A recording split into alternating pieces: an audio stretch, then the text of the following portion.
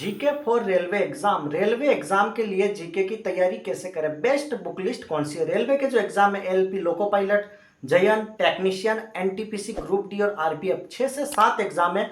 और रेलवे ने कहा कि एवरी ईयर, हर साल हम ये एग्जाम कंडक्ट करवाएंगे, तो आपकी ये सब्जेक्ट अच्छे से क्लियर होनी चाहिए। और सर कौन सी इंपॉर्टेंट बुक लिस्ट है जिसको पढ़कर हम जीके में अच्छे नंबर ला सकते हैं। देखो, जो एक एनटीपीसी वाला एग्जाम है, एनटीपीसी वाले पेपर में जीके का वेटेज काफी ज्यादा है। प्री के अंदर 40 मार्क्स है और मेंस के अंदर दैट इज 50 मार्क्स।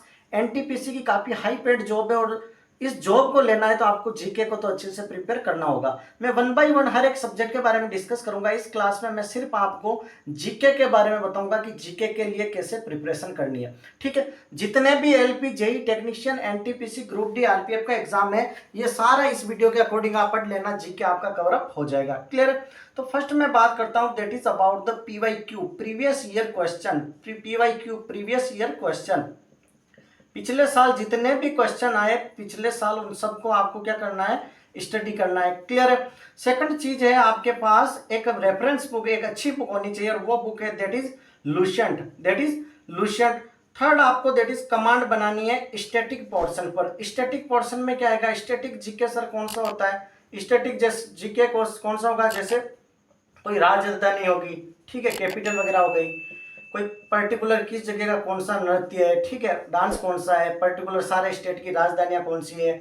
तो इन तरीके से जो स्टैटिक पोर्शन होता है, जैसे तिरंगे में कितने रंग होते हैं, क्या रेशियो होता है, कहाँ से लिया गया है, तो इस तरीके से जो स्टैटिक पोर्शन है जो कभी वेरी नहीं करता है, उसको आपको अच्छे से पढ़ना है। क्लियर है? तो सबसे पहले आपको क्या करना है, पीवाईक्यू करना है। लुसेंट जीके की जो बुक आती है, बुक की आप ये प्रीफर कर लीजिए, क्योंकि इसमें है ना हिस्ट्री, ज्योग्राफी, इकोनॉमिक्स और पॉलिटी, इन चारों चीजों को अच्छे से क्लियरली इन्होंने डिस्कस कर रखा है। करंट अफेयर के लिए आप कोई भी वाईटी यूट्यूब चैनल को फॉलो कर लीजिए, जिस पर अच्छे से आपको समझा रखा है। 3 चीजें करने के बाद फोर्थ चीज आप क्या कर सकते हो, जो एसएससी के कहीं पर भी किसी भी कोचिंग के अगर आपको नोट्स अवेलेबल हो जाए तो वहां से पढ़ सकते हो। एसएससी के आप क्वेश्चन सोल्व कर सकते हो, क्योंकि कई बार ऐसा होता है कि क्वेश्चन डायरेक्ट वहां से रिपीट हो जाएंगे।